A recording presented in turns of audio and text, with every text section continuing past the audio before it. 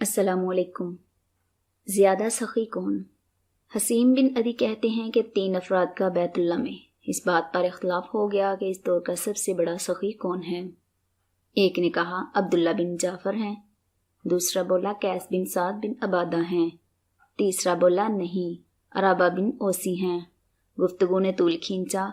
हर एक अपने अपने हक में दलाइल दे रहा था कि आवाज़ें बुलंद होना शुरू हो गईं। कुछ लोग भी इकट्ठे हो गए। इनमें से एक शख्स बोला, भाइयों, लड़ाई क्यों कर रहे हो? ऐसा करो कि हर शख्स अपने अपने पसंदीदा शख्स के पास चला जाए, इससे कुछ मांगे और जो कुछ मिले वो आकर यहाँ बता दे। फिर इस बात का जायज़ा ले लेते हैं कि बड़ा सखी कौन है। अब्दुल्ला बिन जाफ़र का अकीदतमंद उनके घर गया और उनसे कहा, अल्लाह के रसूल सल्लल्लाहु अलैहि वसल्लम के भतीजे, मैं मुसाफिर हूँ और ज़ादे राह ख़त्म है, मदद का तलबगार हूँ। अब्दुल्ला बिन जाफ़र इस वक्त घोड़े पर सवार कहीं जाने के लिए तैयार थे। इसी वक्त घोड़े से नीचे उतरे और फरमाया, घोड़े की रकाब पर पाँव रखो और इस पर सवार हो जाओ। अब ये तुम्हारा है, इसके साथ एक थैला भी है, इसमें जो कुछ है वो भी तुम्हारा है।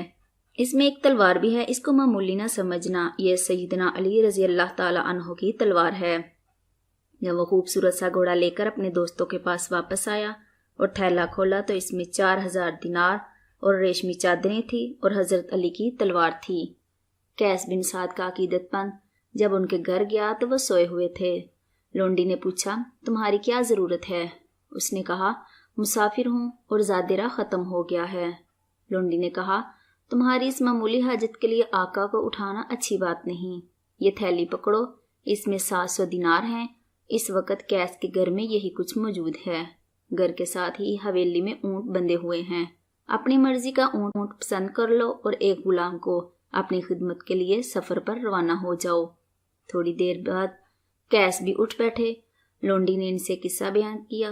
कहने लगे, बेहतर था कि तुम मुझे उठा ही लेती और मैं खुद इसकी हाजत पूरी करता। नामालूम जो कुछ तुमने इसे दिया है इसकी ज़रूरत के मुताबिक है या नहीं, ताहम तुमने जो अच्छा काम किया है इसके बदले मैं तुमको आज़ाद करता हूँ। इधर अराबा ओसी का अकीदतमंद भी इनके घर जा पहुंचा। इस वक्त नमाज का वक्त हो चुका था। अराबा बूढ़े थे और नबीना भी थे। नमाज के लिए घर से निकल रहे थे। 2 गुलामों के कंधे पर हाथ रखे हुए आहिस्ता आहिस्ता चलते हुए मस्जिद की तरफ रुख किए हुए थे। इस आदमी ने कहा, ए अराबा, मेरी बात सुने। अराबा रजी अल्लाह ताला अन्हु बोले, बोलो क्या कहते हो? कहने लगे, मैं मुसाफिर हूँ और मेरा ज़ादिरा ख़त्म हो चुका है। अराबा रजी अल्लाह ताला अन्हु ने अपने दोनों हाथ गुलामों के कंधे से हटाए और बाएं हाथ को दाएं हाथ पर जोर से मारा और कहने लगे, अराबा ने अपना तमाम मालो दौलत खर्च कर दिया, मगर ये 2 गुलाम बाकी हैं। तुम इन दोनों को ले जाओ, अब ये तुम्हारे हो गए। इस आदमी ने कहा, हजरत, ऐसे कैसे हो सकता है? आप खुद सख्त ज़रूरतमंद हैं, मैं इनको नहीं लूँगा।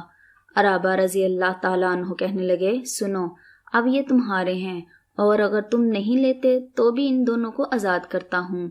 अगर तुम चाहो तो ले लो, चाहो तो इनकार कर दो। ये कहने के बाद आगे बढ़े, दीवार को सहारा लिया और इसे टटोलते हुए मस्जिद की तरफ चल दिए। इस शख्स ने इन दोनों गुलामों को हमरा लिया और अपने साथियों के पास वापस आ गया। तीनों दोस्त फिर से इकट्ठे हुए।